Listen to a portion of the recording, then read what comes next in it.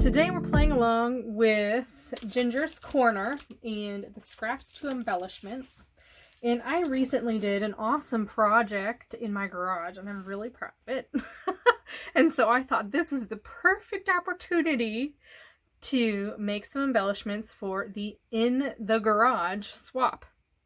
Perfect timing, right? I am really proud of myself in finishing this project in record time, it feels like. And you can see I already kind of have an idea of what my background layout is. Now I'm using the paper from Home Edit by Photoplay. And I really like this color scheme. I think it's fun. The back of the papers are awesome as well. Just really a good collection in my opinion. I love the colors. Love the colors. So anyway, I made some toolbox dies from Waffle Flower. So these turned out super cute, but essentially what you get is you get your toolbox, you get your items, you get the things to cover your toolbox and your items. And so that is what my swap will be for this. I'll give people silver for the tool bases and then white cardstock so they can color what they need to color. Just a little bit of fun. And so I wanted to show you how I'm actually going to use these on a layout, because that's my deal. I don't want to just make a cluster. I want to use my embellishments on a page right away. So I actually was inspired by a sketch from Follow a Sketch February. And I'll link that Facebook group. They do that in February every year.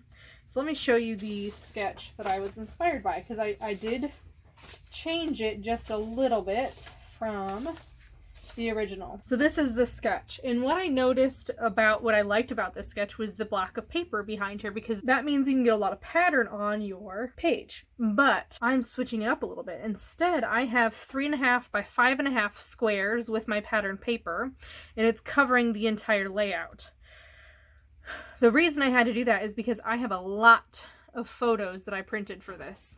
And by a lot, I mean I had to use my handy dandy sticker guide to adhere my photos on here so that I could place them and move them if I needed to.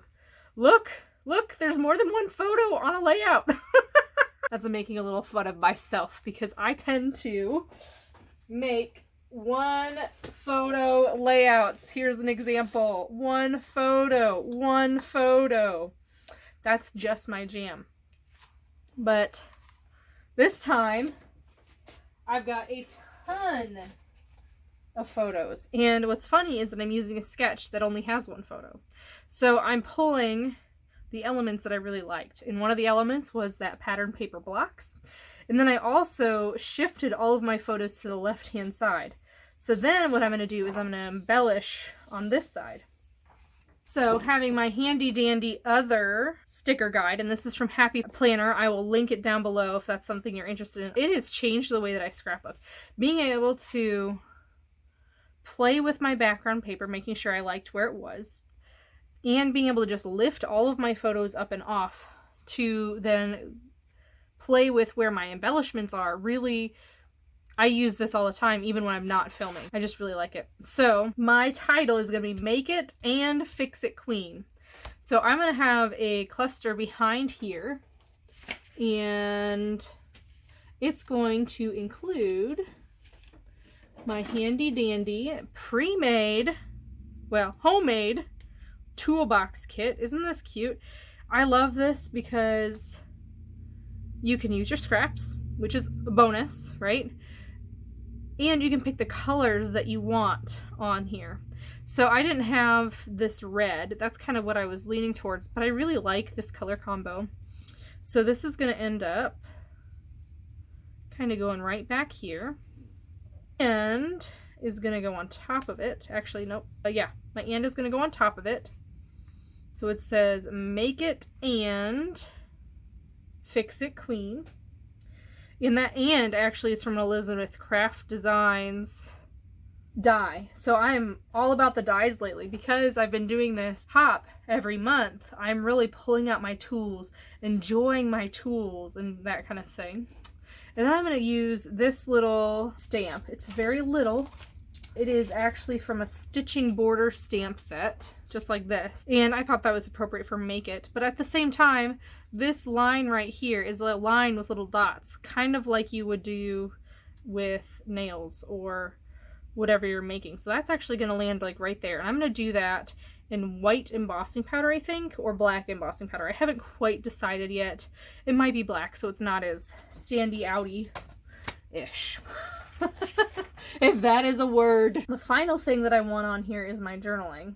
That's a big cluster. I don't think I need to add anything else. I've got a piece of chipboard there to emphasize the fact that I was using a drill on this.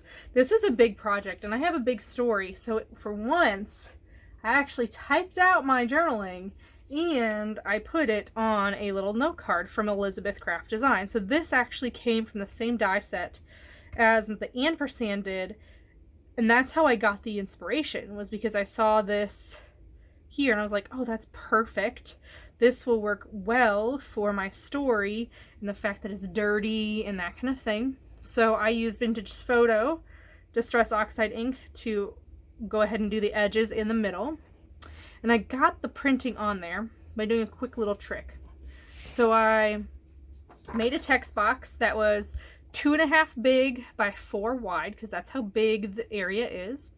And then I printed it out onto regular paper.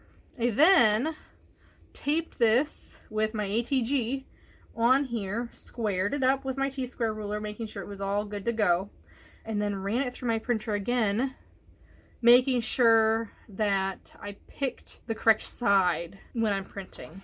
So my printer has it has a cassette, which is underneath, and then it's got a rear paper feed. So original was cassette, and then I took it and put it through the rear paper feed like this, because the top of the page is here, the bottom of the page is here, and it just fed right through and printed right on there, and then I was able to pull it off. Now, it pulled off some of the paper, but this is a pretty thick piece of paper. I didn't worry about it, and I'm going to plan to throw this away. So you can see I used it also as a scrap piece of paper, so it's not necessarily a waste. But then I had this cute little thing right there, and I made sure to use typewriter font. You know, when you are typing up your journaling, it is much easier to change the font and the style and the look of what you are typing in your story. So typewriter font it is. And that's my page. Super simple. I really think my homemade embellishments with my scraps made a big impact on this. In addition to my journaling block and my ampersand being homemade, I'm really enjoying my tools this year, and it's really great to be able to use the things that I spent the money on. Because previously I was just using what was in my kit. But I have all of these tools available for me. Anyway, I hope you're inspired to make some in the garage scrapbooking pages.